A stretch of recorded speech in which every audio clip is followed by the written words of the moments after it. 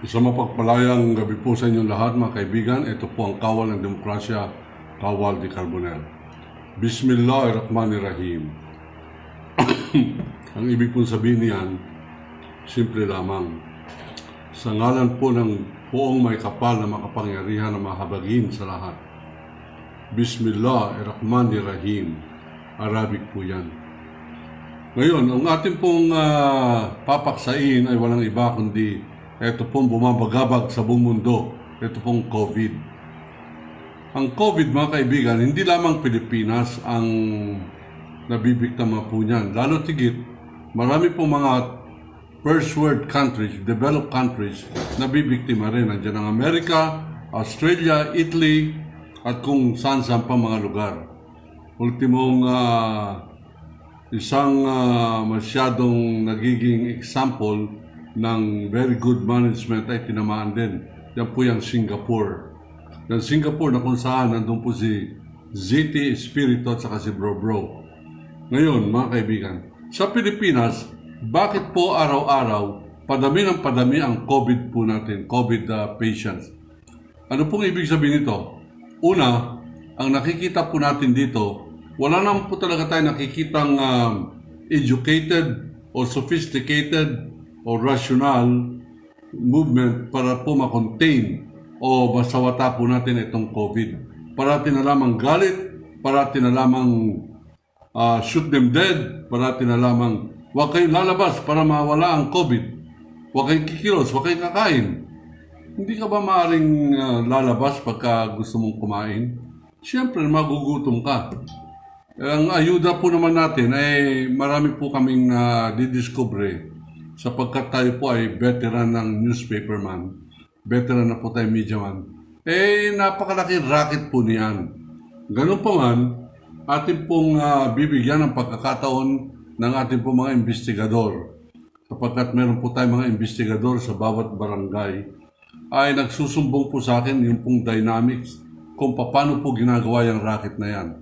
Ang isa sa akin pong napag-aralan ngayon, kung bakit pataas ng pataas ang bilang po ng COVID ay sapagkat ngayon lamang huli na tayo nagkakaroon ng talagang puspusan ng mga rapid testing. Yung pala, ultimong rapid testing natin ay hindi po foolproof o hindi po ito angkop dun po sa tunay na pag-retrace o kakapa kung ano po ang sanhi, kung bakit dumalago at kumakalat lalo ang COVID. Ang nangyayari po dito, kaya po pataas ng pataas ang bilang sa Pilipinas ng mga may COVID. Dati na pong may COVID dyan, kaya lang wala pong nagagawa tayong rapid testing sapagkat napakamahal nito pong yung mga swabbing test. O yung maabot po yata ng 6,000 to 7,000 ang isa niyan. Kahit na ikaw ay middle class, medyo parang ayaw mo to kasi baka naman pwede na itong mga pamumog na lamang ng asin, ng kalamansi na lamang para makatipid. Sapagkat sa testing pa lamang, wala naman pong masyadong ginagawa ng ating gobyerno kundi yung swab test lamang na hindi naman pala epektibo. Ngayon, bakit po marami ang mga biktima natin? Uulitin ko, sapagkat ngayon lamang nagkakaroon ng massive testing ang ating po mga symptomatic at asymptomatic mga Pilipinos. Ang nakakatakot pa rito, ang nakakabahala po rito ay mukhang meron po malaking racket sa kabila po nitong COVID. Sapagkat pag nagre-report ng ospital na meron po sila mga COVID patients, meron po palang special arrangement yan doon po sa DOH na kung saan nagkakaroon po sila ng dagdag na kita. Meron po silang mga tinatawag na honoraria, at meron po silang mga pabuya o ayuda sa bawat COVID patient na kanila pong inaasikaso. Ang nangyayari, marami po ngayon, kahit na anong sakit mo, pag ikaw ay namatay, sasabihin na lamang nila, COVID yan, biktima ng COVID. Ano po halimbawa natin dito? Halimbawa po, yung asawa po ng isang kilalang newspaperman, si Mr. Johnny Dayang. Si Johnny Dayang ay dati pong publisher ng ng graphic magazine at siya po ay kasalukuyang columnist ng Tempo tabloid ng Manila Bulletin. Siya rin po ang founder and president ng Publishers Association of the Philippines or PAPI. At siya po ay yung kanyang asawa, si Ofelia Enriquez Dayang, ay namatay 2 weeks ago sa kadahilanan po ng natural causes. Habang siya po ay nagbabagtas doon po sa kanyang banyo, nadulas po siya at dahil po dyan, nagkaroon siya ng kapansanan, siya po ay humiga at siya ay pumanaw. Ngunit nung dinala po sa ospital, Manila Doctors Hospital, pinapalabas nila na namatay ito, dead on arrival, dahil sa COVID. At si Ginoong Johnny Dayang, kinakailangan mag-rush pa balik po rito mula po sa Kalibo upang sa ganun sabihin ang totoo ng kanyang asawa ay hindi namatay sa COVID. Meron pa pong isang abogado, si Dr. Attorney Aris Baltasar. Ang kanya pong asawa ay namatay dahil po sa stroke, ngunit ang report po ng ospital, siya ay namatay din sa COVID at masyado pong nagmamadali ang Arlington Cemetery, aagawin na yung bangkay at susunugin agad sapagkat malaki ang bayad ng cremation. At kinakailangan, pag ikaw namatay sa COVID, kinakailangan ikaw ay cremate. Kaya meron na pong arrangement, yan pong mga punerarya, ospital, doon po sa mga arsonist ng katawan, ang tawag po nila dyan ay cremation, crematorium. Ngayon, ano po ang ating binabagtas dito? Ito po ba ay meron tayo talagang programa? Samantalang nagkakagulo po tayo ngayon, dyan po, nabubulgar ang PhilHealth, napakalaki pa lang mga nakawan dyan sa ilalim ng rehimen ni Ginoong Duterte. At ito po si isang General Morales na dati pong miyembro ng Reform the Armed Forces of the Philippines, abay lumalabas na pasimuno po siya ng napakalaki po nakawan dyan po sa PhilHealth. At dahil po diyan, nakikita po natin na ang kanyang kakutsaba, no less than the Secretary of the Department of Health himself, Secretary Francisco Duque. Napakarami na pong anomalya dito kay Duque. Siya po ay nasangkot na dyan po sa mga fake na mga dialysis clinic na kung saan nag-overcharge po yan sa PhilHealth. Ito pala yung mga pag-aari ng kamag-anak pa ni Secretary Duque. At dito po natin nakikita yung programa o plataforma ni Ginoong Rodrigo Duterte na yung pong anti-corruption na yan ay tatapusin ko yung corruption sa loob ng 6 na buwan. 4 na taon na, tuloy-tuloy ang nakawan mga kaibigan. Nandiyan ang mga kanyang mga magnanakaw sa Bureau of Customs, magnanakaw sa BIR, magnanakaw sa PhilHealth, magnanakaw po sa Department of Tourism, yung Secretary Teo, hanggang ngayon, walang demanda. Bakit? Sapagkat makaalyado po yan. Tulfo po yan. Wanda Tulfo Teo. At yung pong sila Duque, kakutsaba po yan. Etong si Secretary General Calida, Office of the Secretary General, siyang nagmamayari ng security agency na nakapag-bag o nakapagkontrata ng multi-million peso contract sa government agency. Napakalaki po mga anomalya yan.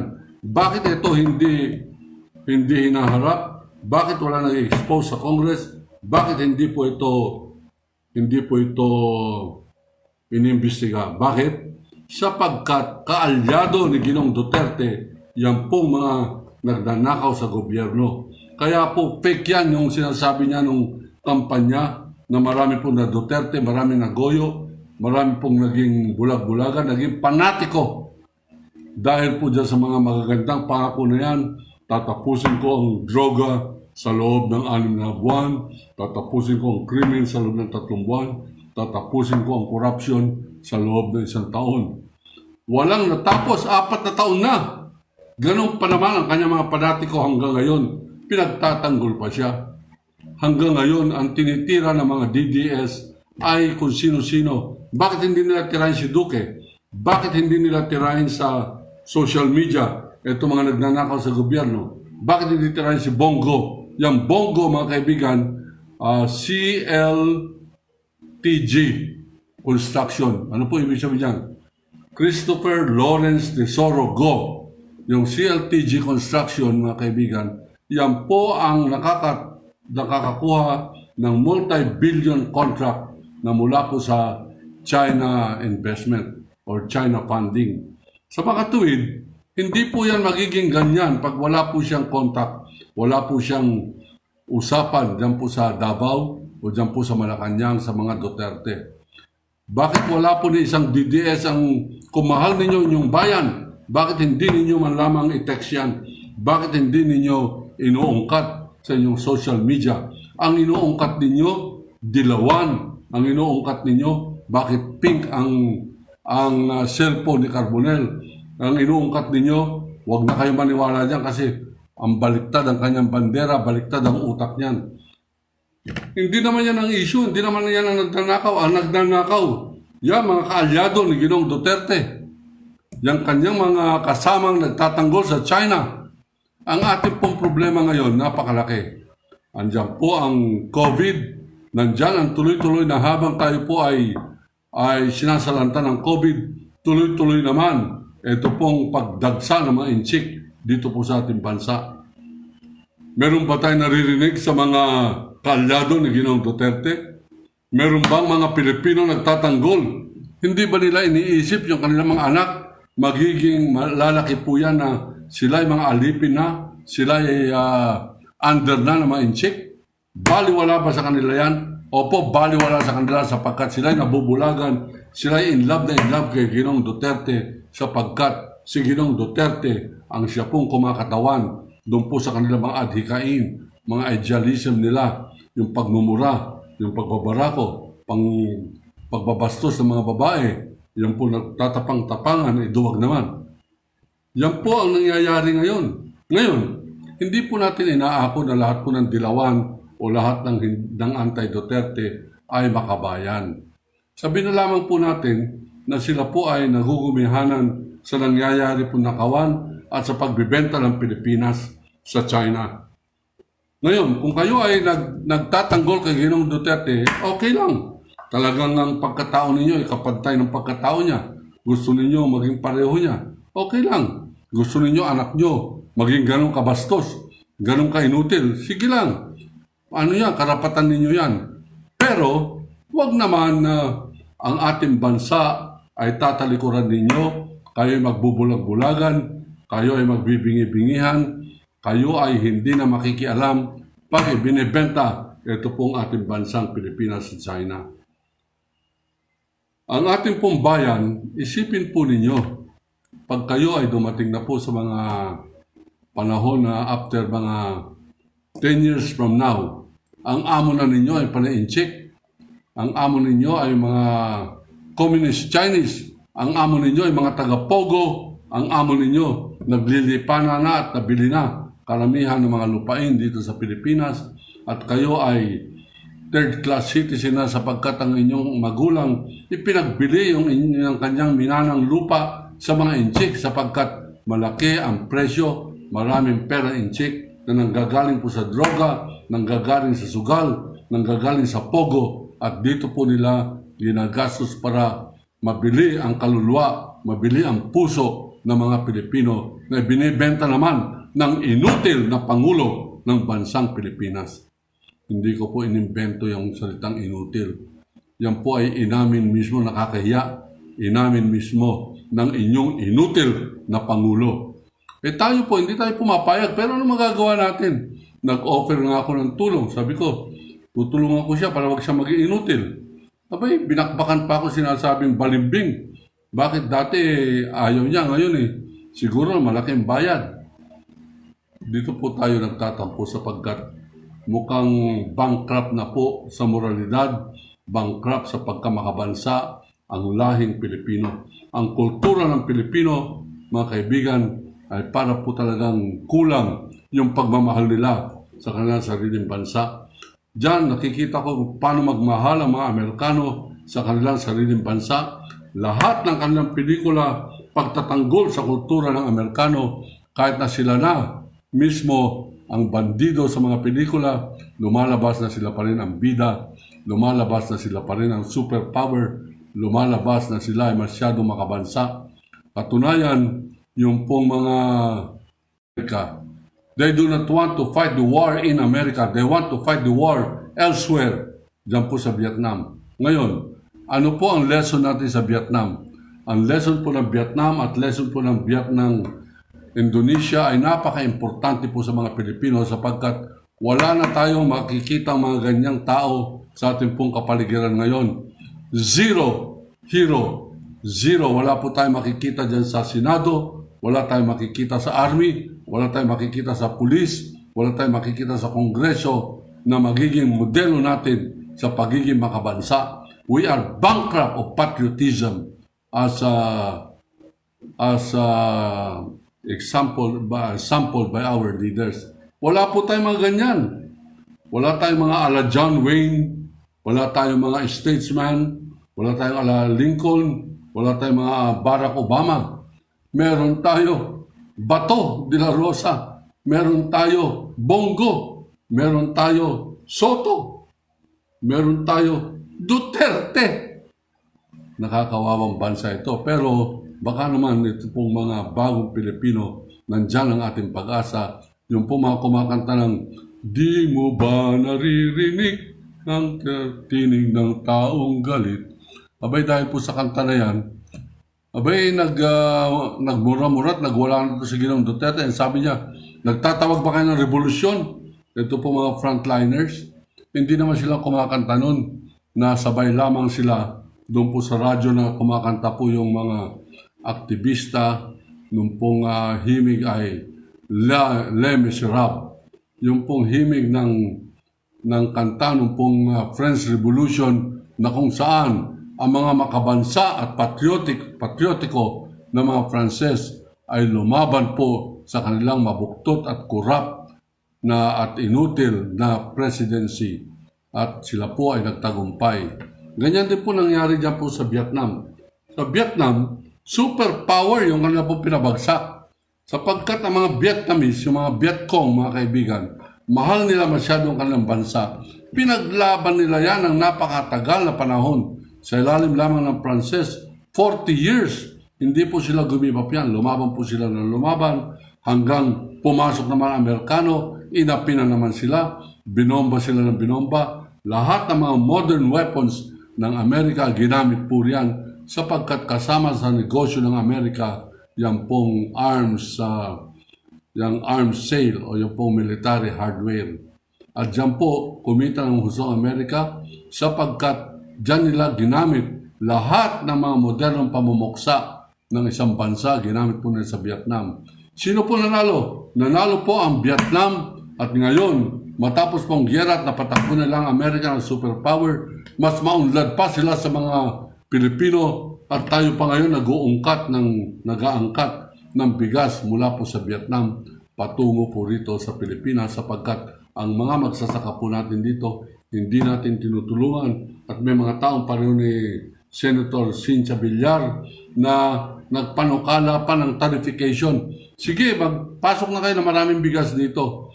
Habang maraming bigas na pumapasok na ito po ay importation, humihina po ang sales, humihina ang benta ng ating local na magsasaka. Therefore, as a government, we have become again anti-Filipino. Ang ating pong gobyerno parati na lamang anti-Filipino. Pagka nagkasakit, nagkaroon ng COVID, ang unang paparusahan mga Pilipino, mumurahin pa ni Roque. Sabi niya, antitigas ng ulo, mga pasaway. At ganun din yung mga komentarista na mukhang nabubulagan din dito kay Duterte. Abay, sabay-sabay. Ang kanila pong pinaparusahan, ang kanilang minumura, ang kanilang binibigyan ng sala ay ang mga Pilipino. Bakit? Sapagkat mga Pilipino madaling apihin. Mga Pilipino ang tagal bago po umalma. Ang mga Pilipino ang tagal bago magalit. Ang tagal bago po sila magrevolusyon. Pero umaasa tayo, darating din ang panahon na yan ng Pilipino babangon. Ang Pilipino ay magiging magiging masigla, magiging matapang, magiging marangal sa pamamagitan ng kanyang pagbibigay ng galang sa ating pong saligang batas.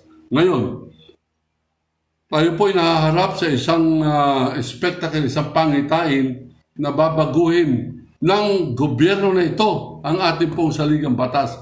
Kaya nga po hinahamon ko ng debate. Ito po mga congressmen o mga senador. Kung sino pong lalaban ng debate, anytime, the challenge stands. Sapagkat hindi po ako naniniwala na makagawa sila ng mas mabuti at mas magandang konstitusyon o saligang batas kaysa sa 1987 Constitution. And that challenge stands. They have to prove, and I will try to rebuttal, that they are wrong, that it is impractical, that they are misleading the people. Ayan po naman, napakasimple lamang yan. Para mapagtanto ng mga mamboboto o iboboto tungkol po sa ratifikasyon ng saligang batas, na maalam pala itong mga ugok ng mga senador na ito, ang mga gagawa ng batas, as a Constituent Assembly, Kongreso, Legislative, bakit hindi tayo magkaroon ng Constitutional Convention na ang mga delegado ay galing sa academe, galing sa mga religious sector, galing po sa mga civic organization? Hindi naman yung Kongreso na yan, napakabulok. Sino-sino mga nandyan? Mga Marcoleta, mga Defensor, mga Barsaga, mga Rimulya, mga Lucy Torres, mga Calixto, Olivares, gagawa ng batas, gagawa ng saligang batas na hindi pa nga siguro nila nababasa yung Constitution of 1987, babaguhin na nila. Baka ultimo to si Ginong Duterte pagka hinamon natin ang debate ito, hindi ito kakasa sapagkat hindi niya nababasa pa ng buong buo yung pong 1987 Constitution. Kaya nga po, to prove me wrong, di magdebate kami. Diyan po tayo. Pagka ayaw mo na makipagdebate sa akin, ipadala mo yung iyong tagapagsalita. Ipadala mo yung si Roque, ipadala mo sa Panelo. Yan po yung mga magagaling niyang tagapagsalita. Pero ang isa pong medyo ginagalang ko dyan sa grupo na yan, yung pong Locsin. Sapagkat yung Locsin, yung kanyang pamilya, kilala ko po yung tatay niyan. He was a great writer. He was the publisher of the Free Press. Diyan po sa Free Press, diyan po nahubog sila Ninotska Rosca, Sixto Brillantes, nandiyan po sila Filimon Tutay, Kirima Pulotan, at yung po na mayagpag ng gusto niyan, si Quijano de Manila. At kami po nung araw na nag-aaral po ng journalism sa FEU, pangarap po namin mapublish diyan kahit na letter to the editor lamang. At nung isinara ng martial law yan, sapagkat yan po ay independent, it was a crusading publication, yung Philippine Free Press, sinara ni Ginoong Marcos sapagkat gusto ni Ginoong Marcos sa martial law, total power. Ayan po ang idolo ni Ginoong Duterte, kaya nga po, ang ginagamit naman ngayon, hindi martial law, COVID power. Dahil po sa COVID, hindi po makakapag-rally, hindi magkakaroon ng people power, hindi magkakaroon ng paggrupo-grupo, hindi makaka-organize ng guerrilla, sapagkat bawal magtipon-tipon. So it's serving him right, it is serving him to the best of his intentions. And this is sad, but it can only last so far. Ito po nangyayari ngayon, nung binagsak ni Ginoong Marcos ang mga publications, Manila Times, Philippine Herald, Philippine Chronicle o Chronicle, marami pong mga periodiko yan. Ang itinara lamang ni Ginoong Marcos ay yung kanyang kabarkada. Yan po si Hans Menzi at nandiyan po sila Kirima Pulotan, yung Daily Express. At ngayon, mukhang ganyan pong gustong gawin ni Ginoong Duterte sa bansa. Nawala na po yung isa, yung ABS-CBN. At ang mangyayari dyan, yung mga natitira, gagawin niyan lahat na takutin, bilihin ang kaluluwa, o kaya ito po ay kanya pong agawin sa pamamagitan ng pagbibili ng mga stocks, shares of stocks. Ito pong mga natitira na dati ay mga mararangal na media man, hinihintay po natin na maging marangal uli. Hinihintay po natin sila na lumantad. Hinihintay po natin na madagdagan ang hanay ni Solita Monsod. Hinihintay po natin magkaroon muli ng mga Filimon Totay, magkaroon po muli ng mga Teodoro Locsin Sr. At siguro yung Teodoro Locsin Jr. baka naman magbago na ang isip niyan at manumbalik doon po sa karangalan ng kanya pong tatay na si Teodoro Locsin Sr. We will wait for that day, but until then, while we are being abused and while being sold down the river, it is our duty to come up to the aid of our country. Lahat po tayo magtulong-tulong upang sa ganon masabotahin natin ito pong pagbibigay ng ating bansa sa panguluhan o pag-aari ng Communist China, specifically ito pong si Xi Jinping. Ngayon mga kaibigan, hinihintay po natin ang mga report. Halimbawa nila Senator Lacson, nung huli sinabi niya meron na mga 300,000 na mga POGO workers dito po sa atin at ang 10% niyan di umano ay pawang mga miyembro ng Red Chinese Army. Ano po ang gagawin natin dyan?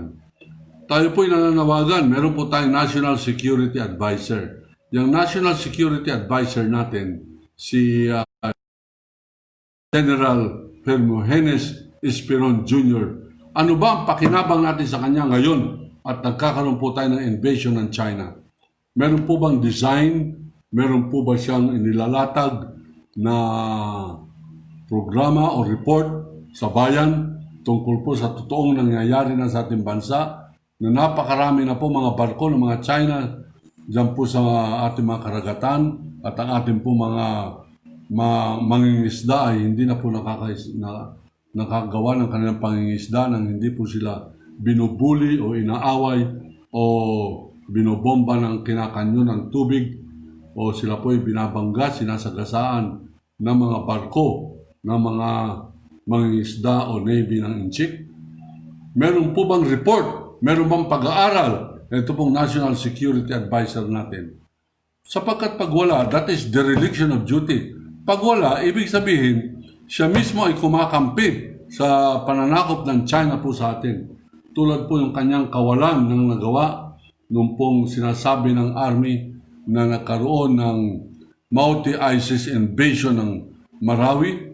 Abay, pag hindi po nila nasawata yan, hindi po nila napanindigan, ibig sabihin, niloloko po tayo ng Armed Forces of the Philippines, niloloko po tayo sapagkat yan ay utos ni Ginoong Rodrigo Inutil Duterte.